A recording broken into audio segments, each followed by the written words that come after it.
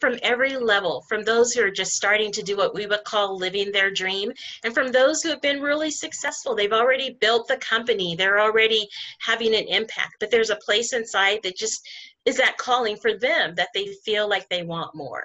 And so the biggest thing that I have as far as the conversation with my clients is, one, I feel a bigger calling inside of me. Two, is it okay to answer that calling?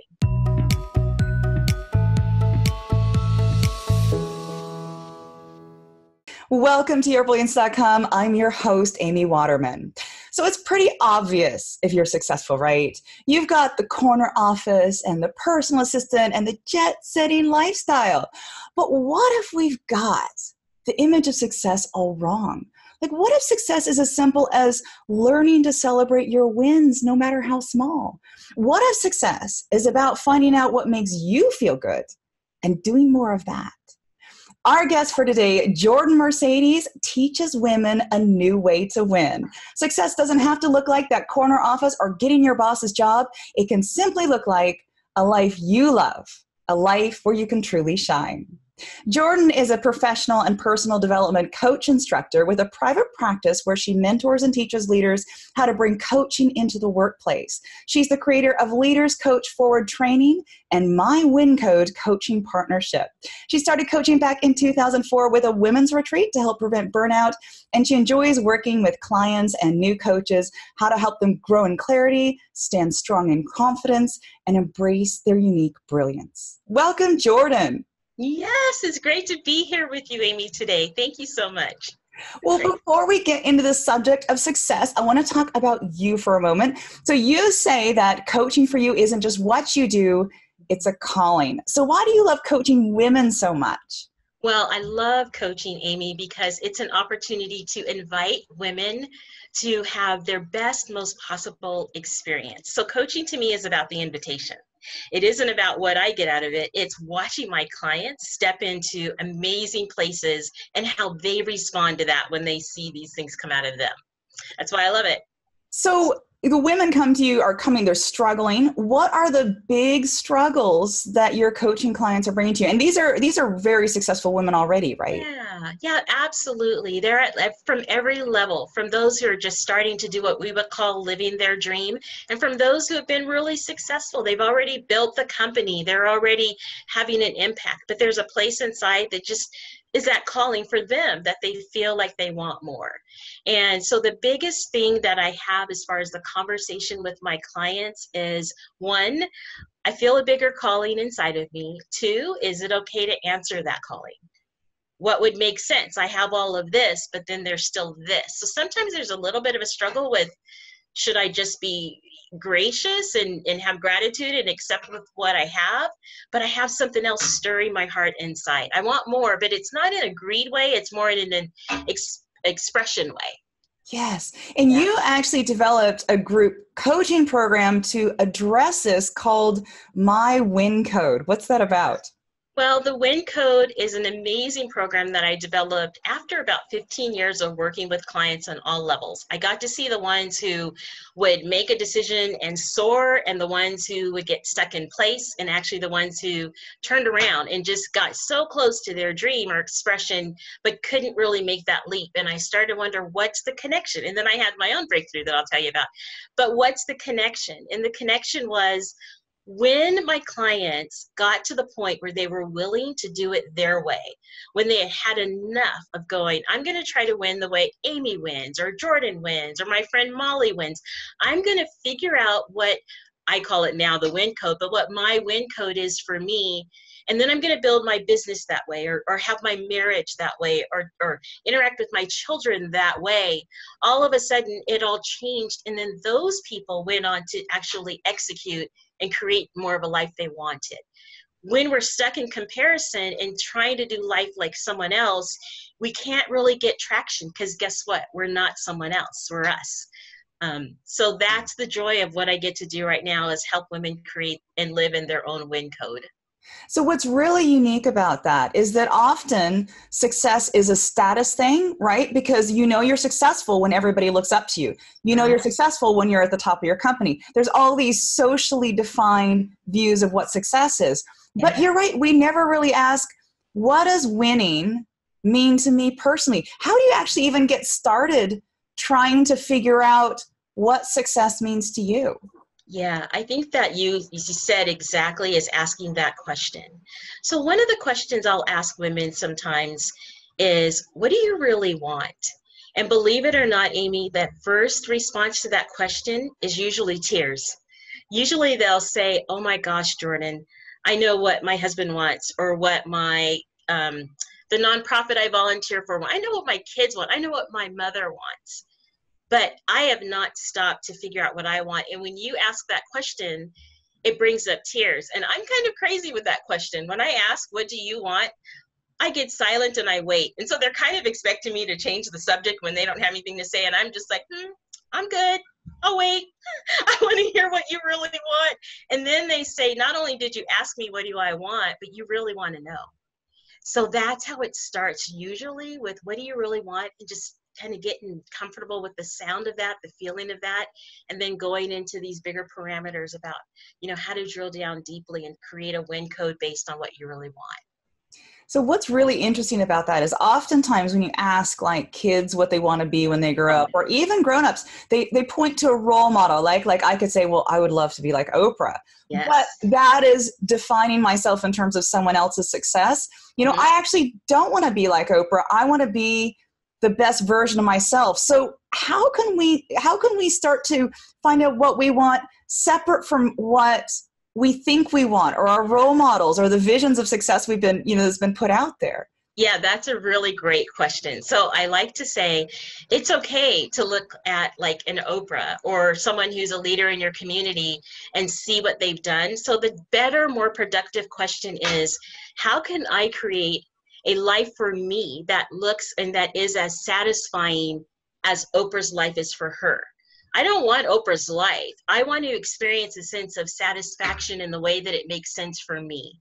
So if you tell people, don't compare yourself, especially women, we're going to compare ourselves. We are going to. That's a part of it. So I don't really want to get in the weeds trying to convince someone not to compare, but I want to equip women to have a more productive way of what they get out of that comparison. If you see a good friend and she seems to have a lot of joy, a lot of peace, a lot of contentment, success in a way that she doesn't feel chained to the desk, or she can go on vacation. So the question is, how can I create a life that is as fulfilling and satisfying for me as that life is for her?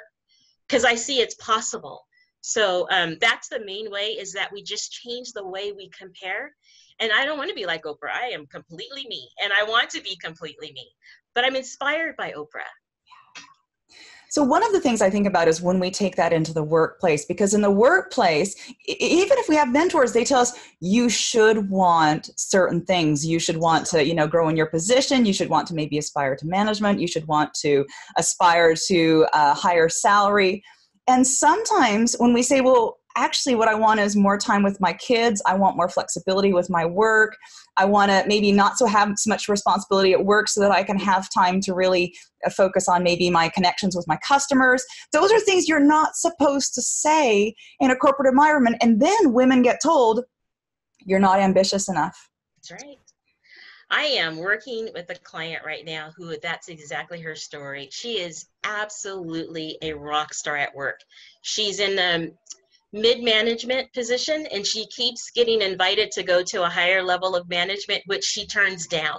She's so good in the spot where she is, and she likes that spot. It's confusing to everyone around her because they keep going to her saying, here's this promotion, we want you to step up and now be in charge of that. And she doesn't want to be in charge of that because she likes the idea of where she's at. She can do the work and she can go home.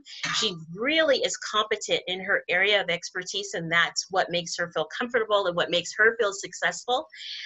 Yet when she looks at taking on more responsibility, she looks at going, that's not the authentic me. I don't want to be that. So she's been perceived as not ambitious. She's been perceived as, what's the catch? Everybody wants a promotion. Everybody wants more money. Everybody wants, but what is more important to my client is peace of mind and satisfaction. She just enjoys, she has a lot of joy. She has a different way of measuring success for her life. So I would just say she's not the only one. And that's why it's so important to be confident in who you really are. We don't have to try out another plan, because when we know it already doesn't work for us, if you already know, I'm really happy at this level, I'm more productive, I show up more fully at this level, then that's why I want to create language around winning the way you have a win. So I had this conversation with her. I said, you get to define the win. You get to do your work life the way you want to do your work life. Let them find someone else and promote them, but you're happy where you are. And I think for women, Amy, it's important that we speak a language to each other, about each other, that says you have radical permission to be amazing right where you are. You have radical permission to shine. Like I say, people all the time, I'm marked by love and created to shine. I absolutely know that's who I am in the world. And sometimes, and I win every day. I say that now, I win every day. And sometimes that's a bit off-putting, but look at what we accept instead. Oh, I have imposter syndrome. Oh, I have to fake it till I make it. Oh, I have to feel the fear and like, what is all that stuff that we say to one another? I look at you and I'm like, man, you shine, rock it, show up, because I think our languaging is limiting too. Probably a long answer for what you want to know, but no, that is so amazing. So what do we do then when we have our sense of really where we want to be and what we want, but we get those pressures not only from our employers who think we need to go up to a higher level, but our spouse who says, hey, we could really use the money, and our kids who say, Mom, you're just doing that. That's not very impressive. My friends' mommies do these other things. Mm-hmm. We've got all these other people who put a lot of pressure on us to doubt what we know to be true for ourselves.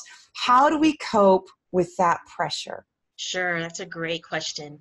So, Amy, what I've noticed with myself and with my clients is when you speak with someone who is very confident about who they are and what they're doing, people don't tend to try to move you along when you're really firm in who you are. But when you speak to someone who they operate from a place of doubt, well, I don't really know if I'm doing the right. You know what? You're right. I should check that out. I'm not really clear. That is almost like this invisible invitation for someone else to step in and say, okay, then I know what you should do. And you should do this. And my mom, they give you all these suggestions because you're operating and you're standing in a place of doubt that they pick up on.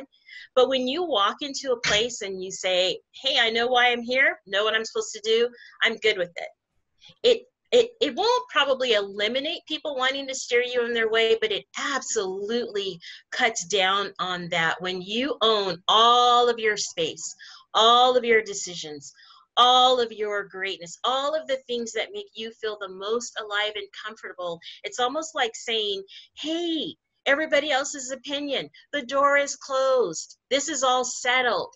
I'm not looking for my destiny. I'm in it. Hey, guess what? All you other super moms who burn the candle at both ends. I like sitting on the couch and having a cup of coffee at night or tea. I'm good. It's already taken. When we don't settle our own issues, Amy, we leave the door open as if invisibly inviting people to come in and comment about who we are and what we should be doing. When we close the door, then they can either keep the door closed or still give the comments, but it doesn't shake our world. When someone comes in, if someone were to come to me and go, Jordan, you are green. You are a green woman. And I'm looking at my skin. I'm like, I am absolutely not green. And you know what? If you need to sit with that, I'm good. But guess what? This is who I am. So there's no open space there for them to get into my lane about defining who I am. It does two things. It lets the other people know that you're settled, but it also lets you know that you're settled. It's okay if you have that and people are persuading you or trying to lure you away, but ask yourself a question. What is it about what I'm doing that I don't feel settled in myself, that throws off the idea that I need everybody's opinion about me? How can I change that? That's a beautiful tool. So this is where coaching comes in, because I would say a lot of us are not in that place of confidence and clarity. And we often go to mentors and to other people for advice because what we're seeking is our own confidence and clarity. But what we end up doing is taking their vision for us and trying to incorporate that. So talk to us about the coaching process and how coaching actually provides a place for women to really dialogue with themselves. Absolutely. And you just said it right there. Like coaching in the truest and I'd say purest sense, there are a lot of different models, but the most, I would say, effective model is non-directive coaching, where I act as a collaborative partner with my clients. When they come to see me, my first step is I believe whatever you want for your life is possible, not what I want for my life or anyone else. So partnering with my clients and helping them explore what's most important to them, helping them develop languaging around that, helping them, and we brainstorm. I mean, I may not give you the answer and say, this is how you should live your life, but if you say, this is how I want to live my life, then what are the processes? What are the questions that can move you closer to getting there in a way that's most meaningful to you? That's how coaching works. And that's why I always say I love my clients. I have the most amazing people that I get to work with in the world because they are amazing. They come and we get to look at what's most important to them. Sometimes we can't do that all on our own. We need that collaborative partner to remind us in the areas that we shine, to explore with us about areas that we have resistance or hesitation, limiting beliefs, old thoughts, things that someone said to me when I was, in high school or whatever, you'll never be whatever. Well, a coach can help you reframe that you'll never be conversation. And that's why coaching is so powerful, why it's so important, and particularly why I get amazed. I have a coaching practice that helps people win. That is like, to me, the most fulfilling thing I could ever do, So the My Win Code isn't one-on-one coaching. This is a group coaching experience. So do your clients actually work together then? Yeah, it's both. They get to work one-on-one with me and they get to work in a group setting. Because before they get in a group setting, if they're not really clear on what a win looks like for them and they're in the group and we haven't worked out those comparison muscles, the honor yourself muscle, there's a whole little framework. If they haven't worked on those frameworks, they get in a group and they hear you talk about your win code and go, oh my gosh, I need to have her win code. So I start my clients out working with them one-on-one. And then they segue into a group coaching experience to just cement that work. And then that camaraderie is really powerful. So everybody's got their own unique win code. Fantastic. And for those of you watching, if you want to know more about the win code, you want to find out what your win code is, we have a link for you. Just go to yourbrilliance.org/Jordan. That's yourbrilliance.org/Jordan. Jordan, thank you so much for coming on. And I wondered if you had any last message you'd like to leave our viewers with. I think the biggest message is to say, no matter who you are, believe that there is a win specifically for you. So here's some languaging. You might say, I can't do it that way, but I can do it the way that makes sense for me. And so that can help you create a win that's your own design win. Thank you so much, Amy, for having me. Thank you so much. And thank you out there for watching. We hope to see you again soon. Until then, let your brilliance shine.